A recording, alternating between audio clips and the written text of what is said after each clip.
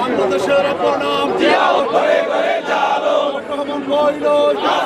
স্বেচ্ছাসেবক জনতা স্বাধীনতার ঘোষণা, মুক্তিযুদ্ধের সূচনা, ঘরে ঘরে চালো সবুজের পতাকায় চালাতো, ঘরে তোলো একতা,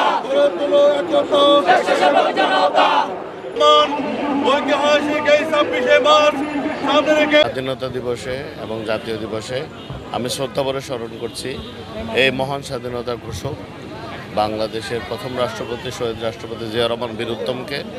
তিনি একজন সাধারণ সিপাহী হয়ে দেশপ্রেমে উদ্বুদ্ধ হয়ে যে স্বাধীনতার ঘোষণা দিয়েছেন, পরবর্তীতে যে সম্মুখ যুদ্ধ করে দেশকে স্বাধীন করেছেন, এটা অবশ্যই আমাদের ইতিহাসের একটি অনন্য অংশ হিসেবে সারা জীবন থাকবে। এবং একই সাথে আমি শ্রদ্ধাভরে স্মরণ করছি মহান স্বাধীনতা যুদ্ধের সকল শহীদদেরকে এবং বীরাঙ্গনাদেরকে, যাদের এই অসীম ত্যাগের বিনিময়ে আজকে আমরা এই স্বাধীনতা অর্জন করেছি।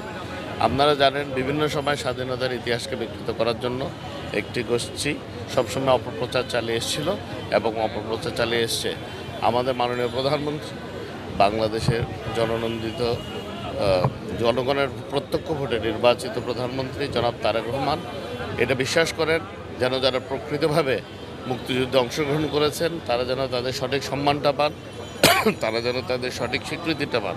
ইনশাল্লাহ এই সরকারের আমলেই এইটা নিশ্চিত করা হবে যে যারা প্রকৃত মুক্তিযুদ্ধ করেছেন তারা যেন রাষ্ট্রের পক্ষ থেকে, সরকারের পক্ষ থেকে তাদের প্রকৃত সম্মানটা পান। এটা তাদের প্রাপ্য, কারণ তাদের এই অসীম সাহসিকতার কারণেই আজকে আমরা আপনারা সকলেই মুক্ত চিন্তা, মুক্ত ভাবনা এবং মুক্তভাবে এই দেশে বুক ফুলিয়ে চলাফেরা করতে পারছি। আবারও এই মহান স্বাধীনতা যুদ্ধের সকল শহীদ এবং বীরাঙ্গনাদের প্রতি বিনম্র শ্রদ্ধা জানাচ্ছি এবং আমি ওনাদেরকে সশ্রদ্ধভাবে মানে স্মরণ করছি ওনাদের অবদানের কথা। ওনাদের অবদান ছাড়া এই বাংলাদেশ কোনো সময় প্রতিষ্ঠিত হতো না। হ্যাঁ, অবশ্যই উদ্যোগ নেবে আমাদের সাংস্কৃতিক মন্ত্রণালয় সহ মুক্তিযুদ্ধ মন্ত্রণালয় এটার ব্যাপারে দ্রুত সিদ্ধান্ত দিবে এবং এটি যেন একটি নান্দনিক জায়গা হিসেবে থাকে এবং এটা যেন কোনোভাবেই কমার্শিয়ালি ব্যবহৃত না হয়, সেটা অবশ্যই আমরা বিবেচনা করব এবং আমরা সে ব্যাপারে পদক্ষেপ নেব।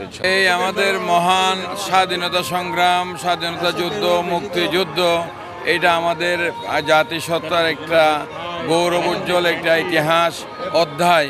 এই অধ্যায়কে আমরা দেখেছি অতীতে কলঙ্কিত করার জন্য অথবা ইতিহাস বিকৃত করে এখানে এটাকে যেটা জনযুদ্ধ বাংলাদেশের বাঙালির জনযুদ্ধকে একটি গোষ্ঠীর বিজয় হিসেবে চিহ্নিত করার একটা অপচেষ্টা চালানো হয়েছিল এবং বিশেষ করে যারা ওই দলের সাথে সংশ্লিষ্ট ছিল তাদেরকে মানে শ্রেষ্ঠ মুক্তিযোদ্ধাদেরকে রাজাকার বলতেও তারা দ্বিধাবোধ করেনি। এই অপতৎপরতা আমরা দেখেছি মুক্তিযুদ্ধের চেতনা নিয়ে ব্যবসা করতে করতে ওই গোষ্ঠী আজকে ইতিহাসের রাস্তা করে নিক্ষিপ্ত হয়েছে।